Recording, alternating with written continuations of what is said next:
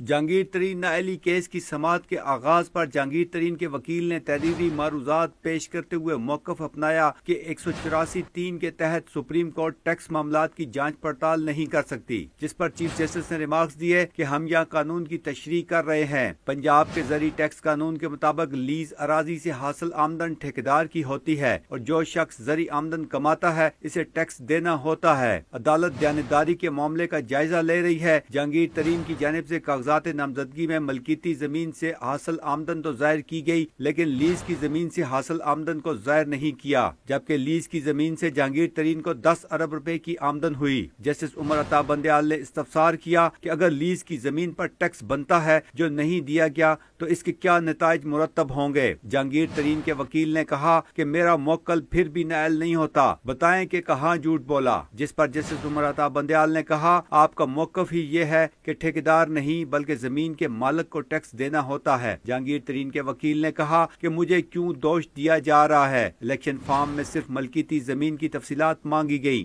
جو میں نے دی، جس پر چیف جسٹس نے کہا جہانگیر ترین نے اپنی مکمل زرعی آمدن الیکشن کمیشن کو نہیں بتائی، ایمانداری کا عمل سے ہی پتہ چلتا ہے۔ جہانگیر ترین کے پاس زمین چاہے لیز پر ہی تھی لیکن اس پر انہیں آمدن تو مل رہی تھی۔ ایک مرحلے پر چیف جسٹس نے اکرم شیخ سے استفسار کیا کہ آپ سر پکڑ کر بیٹھ گئے ہیں، لگتا ہے آپ کو بوریت ہو رہی ہے، جس پر اکرم شیخ کا کہنا تھا میں غور سے کیس سن رہا ہوں، بددیانتی پہلے سے ثابت شدہ ہے، ابھی تک جہانگیر ترین نے خسرہ گرداوری پیش نہیں کی، جبکہ لیز معاہدوں کے ذریعے منی لانڈرنگ کی گئی۔ لیکن یہاں پر جہانگیر ترین کے وکیل مرحوم عبدالحفیظ پیرزادہ کے انداز میں بینچ پر حاوی ہونا چاہتے ہیں کہ اس کی مزید سماعت 17 اکتوبر کو ہوگی۔ اسیب بٹی، ڈان نیوز، اسلام آباد۔